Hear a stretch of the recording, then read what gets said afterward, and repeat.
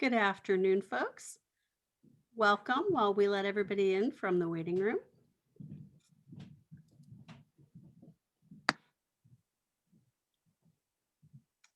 Okay. My name is Margie Beaudry. On behalf of Trust for America's Health, I'm very pleased to welcome you to today's Huddle call to discuss challenges and solutions for ensuring access to COVID-19 vaccines for older adults and people with disabilities who cannot leave their homes. Please mute your lines unless you are speaking. This session is being recorded so that we can capture all the ideas and experiences that you are sharing. So this call series is part of an initiative to identify and foster adoption of innovative and promising practices on this topic.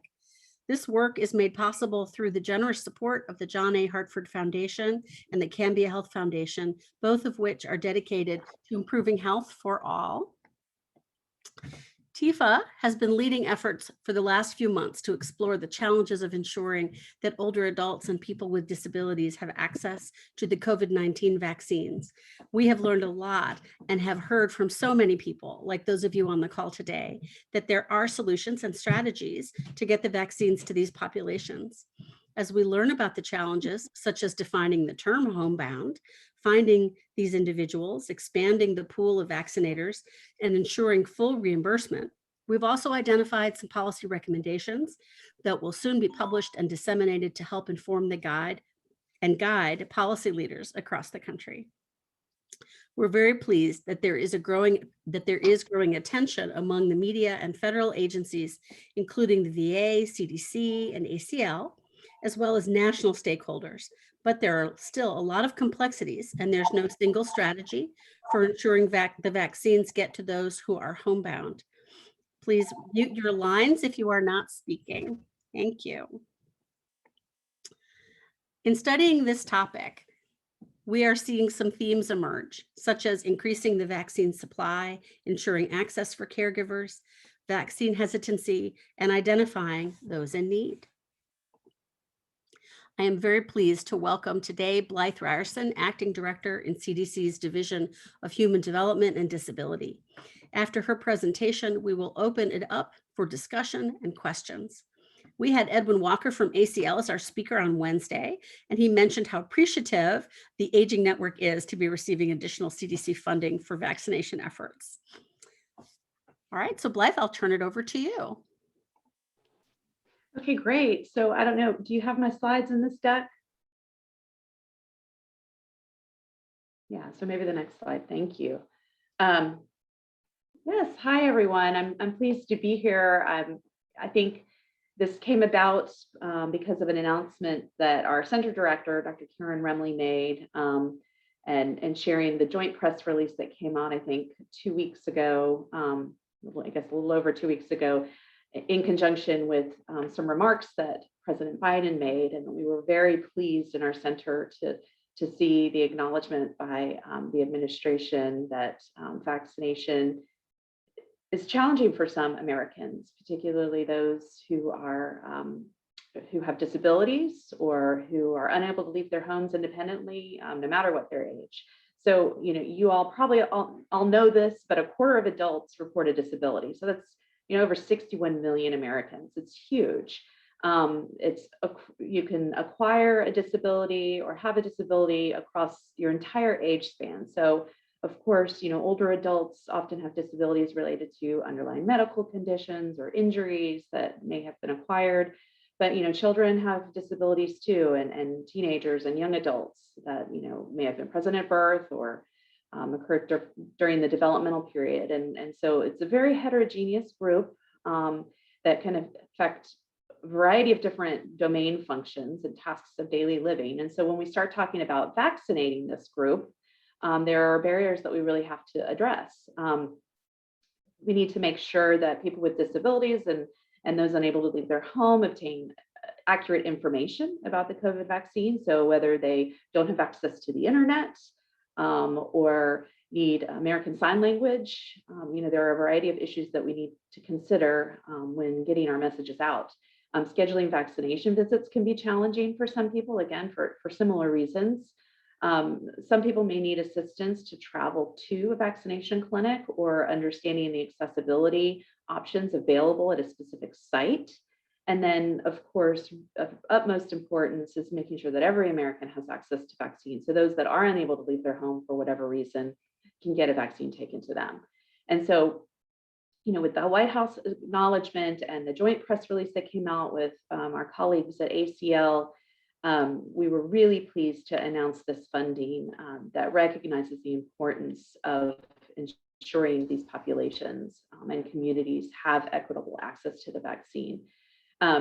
And the reason for going through ACL, CDC is providing funding to ACL, who's managing these grants, is really because ACL, as you all know, already funds many organizations that provide services to older adults and people with disabilities. These are trusted organizations within communities. They know the populations, they know how to reach them. And so we thought this was the most streamlined way to get resources to the people who need them most. So next slide, please.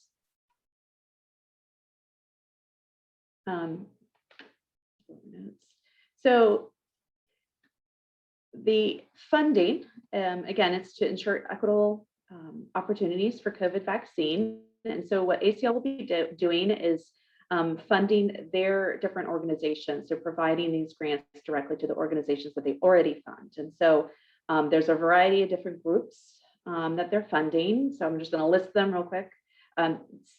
The state units on aging and area agencies on aging, which I think are many of you, aging and disability resource centers, centers for independent living that already receive federal funding directly from ACL. So these are your Part C centers, university centers of excellence in developmental disabilities, protection and advocacy systems, and then the state councils on developmental disabilities.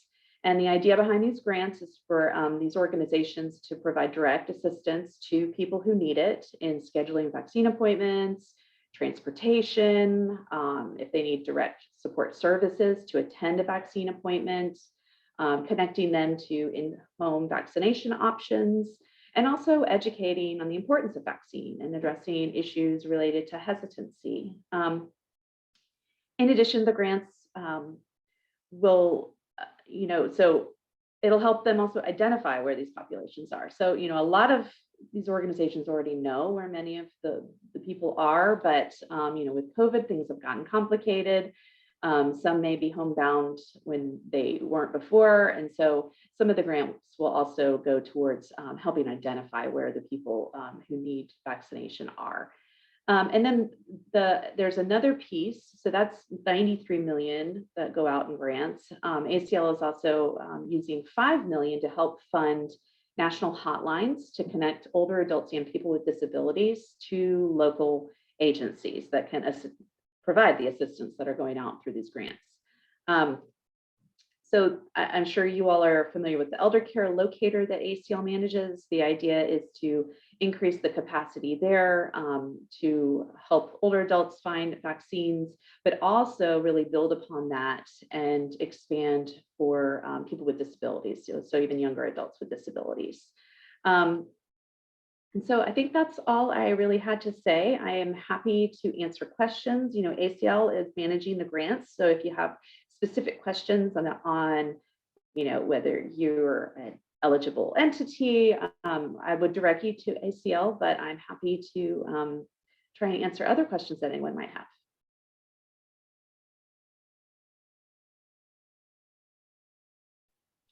Thank you so much.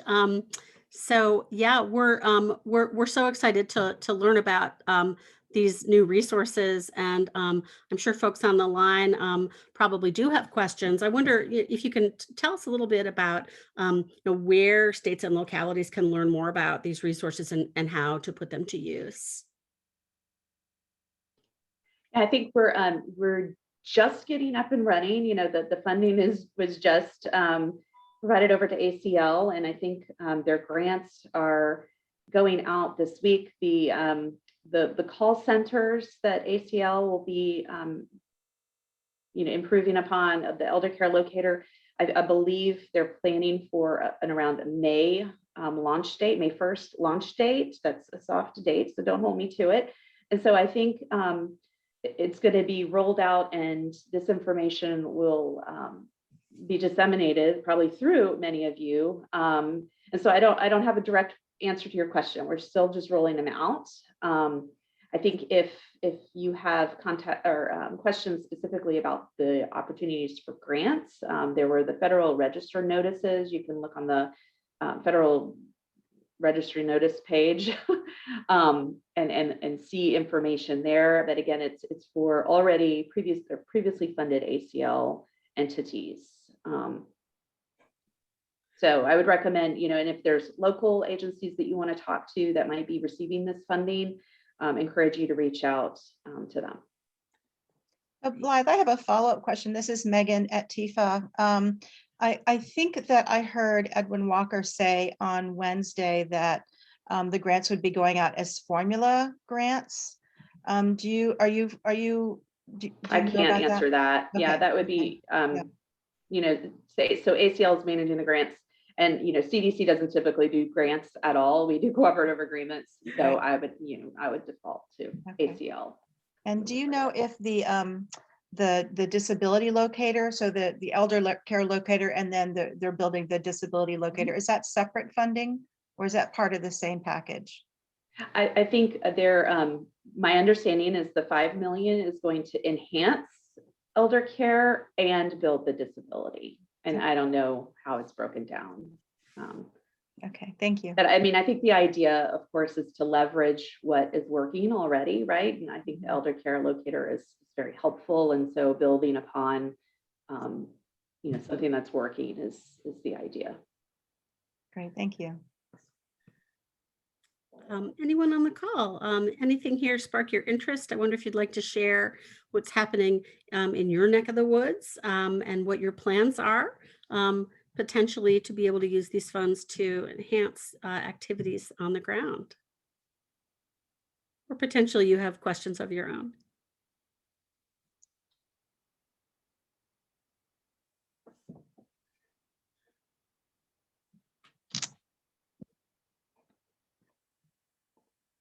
Everybody's eating lunch. Well, we really appreciate too the guidance that CDC put out with regard to homebound. And Blythe, I don't know if that's your area, if there's something that you could offer there, or maybe Carolyn. I know Carolyn's on the line. If Carolyn, yeah, that's what I was going to say. I would defer to Carolyn. She's the resident expert for sure. Thank you. Yeah, we don't have any additional information on homebound. There was sort of a best practices or promising practices document that was released about a week ago. I'll find that link. Maybe I can put that in the chat. That would be great. Yeah. But yeah, I think there are big issue right now is to wait and see what the Advisory Committee on Immunization Practices is going to decide regarding the Johnson & Johnson vaccine. Mm-hmm. Just to let people know there is, a good supply, and supply, continues to increase for the Moderna and the Pfizer vaccines. And that guidance is up to date for those vaccines to be able to utilize the 2 mRNA vaccines for vaccination of people who are homebound. So I just want to, make that point that we do have that good supply for those 2 other vaccines, and they should be utilized for our homebound patients. This is Maggie Ornstein. I'm always asking questions about family caregivers, and I'm sorry if I'm beating on that too much, but I appreciate that they were included in the first slide. And Carolyn, I guess maybe for you, I wonder if you know if family caregivers are mentioned at all in any of the guidelines? They are, and let me find that link and I'll pull it up. And of course, just one other point to make there is that almost all states, and definitely all states by Monday, will have moved to where all adults, actually 16 and older, are eligible for vaccination. So almost all are there, and the remainder will be by Monday.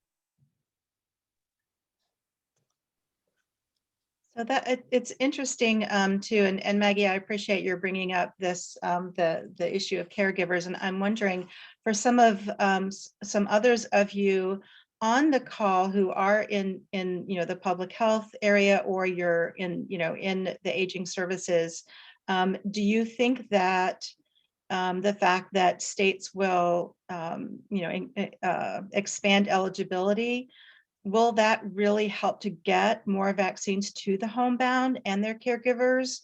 Or do you think that the focus is still going to be on mass vaccination sites and, making sure that, everyone can get a vaccine, but are we still going to have challenges getting these strategies implemented to get the vaccines to those who are homebound?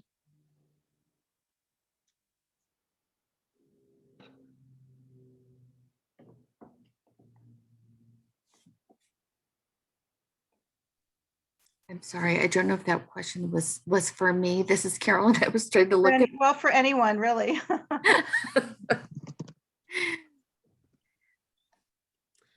This is Carolyn. I guess I would just say that as vaccine supply issues get more resolved and overall demand relative to supply starts to go down, and there's just an expansion availability and ability of, I think, state and local health departments to focus not as much on mass vaccination, but be able to move to or pivot in some ways to working at the details of homebound vaccination. I'm hoping that those challenges will start to go away, but supply really was one of our major limiting factors, and also some of the prioritization due to supply. And those two things are really kind of going away at this point. So that should really open up state and local health departments and healthcare systems' ability to vaccinate people who are homebound and their caregivers if they're not doing so already. Yeah, and I would just add, I think we will see, I guess, but as we overcome one challenge, I think other challenges might become more apparent as we vaccinate more and more of the population, more of the people who are, motivated to go out and seek vaccine. Those are in some ways the easier to vaccinate, but there are some caregivers and people who are homebound and with disabilities who have strong hesitancy to get vaccinated. And so I think more of those barriers might become more apparent in the challenges that we are facing as public health, and ensuring that people who want it can get it, and to help break myths and things. So I think we have challenges to come, but every one that we overcome is a win. I totally agree. So I guess for both Blythe and Carolyn, as the vaccine supply increases, and so more and more people hopefully will be seeking those appointments, in terms of the workforce and being able to have enough vaccinators, will we have enough folks who are trained or certified as vaccinators to pull them from the mass sites and and into the strategies to get them into the homes? Yeah, I think that's an excellent question. I don't know the answer to it. Yeah. Hey, this is Carolyn. I think that a number of people who are trained to administer vaccines has not necessarily been the rate limiting step.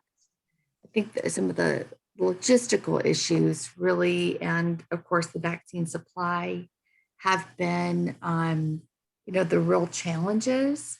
But I think in terms of people actually able to and trained to administer vaccine, there are plenty of people to be able to do that. It's just the logistical issues and I think kind of some of the organizational challenges that have existed given the storage and handling and um, other requirements for these vaccines. So, I guess my hope is that with the ability to maybe move away in some ways, or not focus quite so heavily on mass vaccination as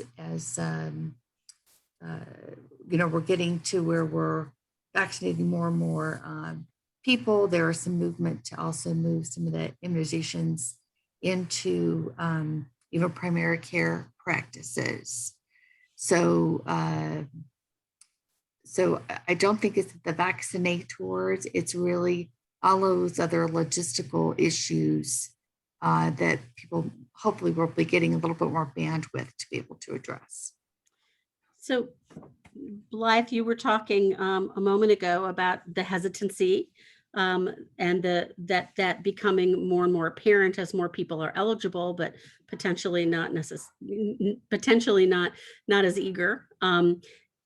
And one of the things that we've been realizing as we've been researching this topic is that having either a vaccinator or someone on the team going into the home that is a trusted partner, maybe because of speaking the same language, maybe there's an affinity connection from the same church or in a community that they know that person, or we know that there's been a lot of positive response to having EMTs going into the homes because they're trusted people. I guess I'm hoping that some of the funding that you've been describing can be used to kind of bolster those kinds of efforts, because not only can that help with the distribution, it can also help to address some of the hesitancy that may be out there. But I take it you're not being that prescriptive, right, about how those funds are used? I don't believe so. I mean, I haven't looked at the contractual language and the grants going to each of these organizations, but I don't believe so. I mean, I think there's some language in there about providing education around hesitancy, but in terms of seeking out specific vaccinators, for example, that are trusted, I don't know that it's being that prescriptive. Mm-hmm, mm-hmm. I don't think so. But you're right. I mean, those are important lessons to be shared, and certainly promising practices that I think are important, not just for the populations we're talking about, but anyone facing hesitancy for whatever reason. They need trusted sources of information, and it's very important. The policy brief that Tifa is developing, we'll definitely get into some details around that. And Tifa will also have an online guide where folks can look up specific practices, and that's a list that can keep growing as more innovation is happening. Let me ask the group again, would any of you care to share your reflections on this or have other questions?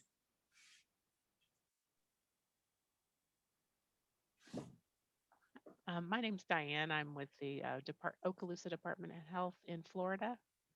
Hi. Can you hear me okay? Mm-hmm. We're moving in the same direction that you spoke about. We've been doing mass vaccination pods or points of dispense, and we are moving toward homebound and some closed, smaller pods like you spoke of. I know one that we're trying to do, I believe it's either this week or the next, is we had a group that one of our staff was familiar with. It's a Buddhist temple here locally where they are not allowed to leave the grounds, but she is familiar, has a family member that attends. And so we set up a vaccine closed event for them and some family members. And so we're going to them, and we're setting that up.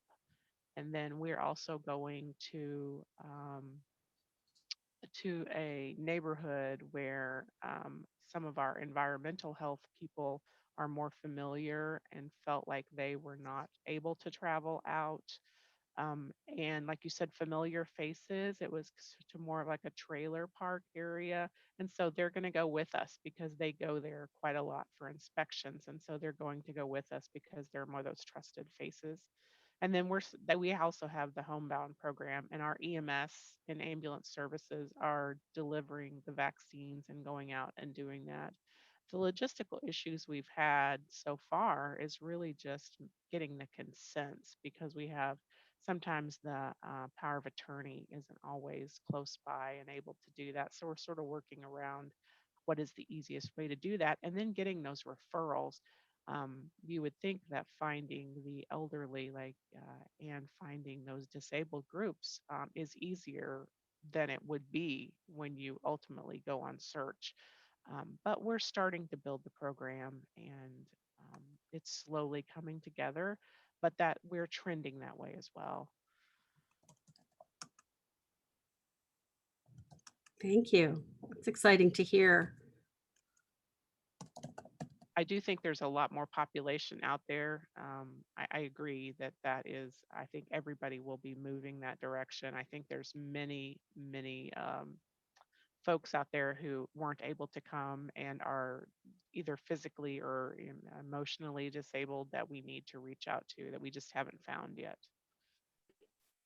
Yeah, thank you for sharing that. And I would just echo that. And it's a great example of why we need to partner with the local, disability and aging networks, who are a trusted source of information and faces that you recognize. I know I'm going to volunteer at a vaccination clinic tomorrow morning here in Georgia, in the metro Atlanta area, that a local disability organization is bringing in their members with intellectual disabilities. So they organized and brought in the health department.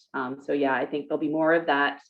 But yeah, just highlights the need to kind of link and connect with these local organizations to get at these populations.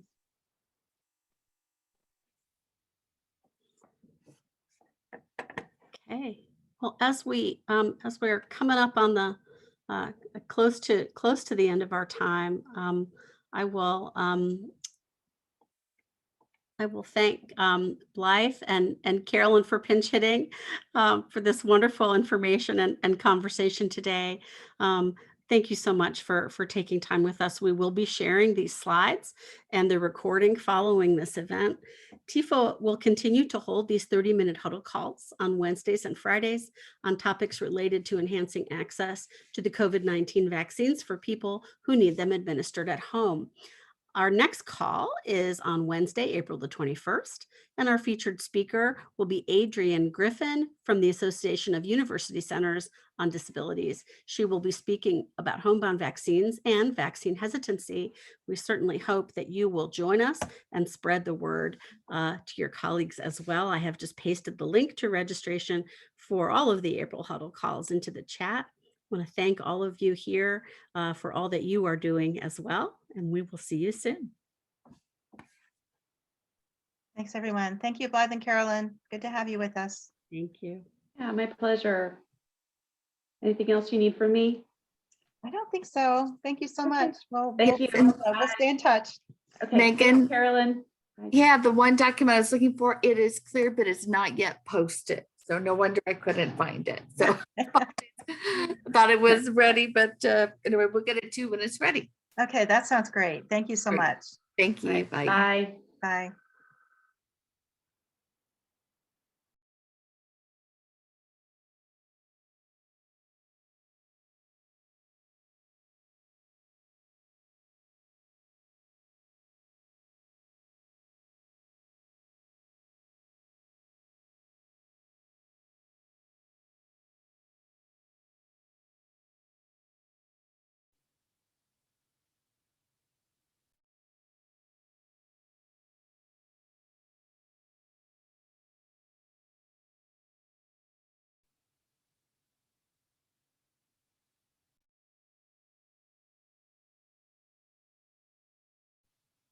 Megan, are you still there? Margie?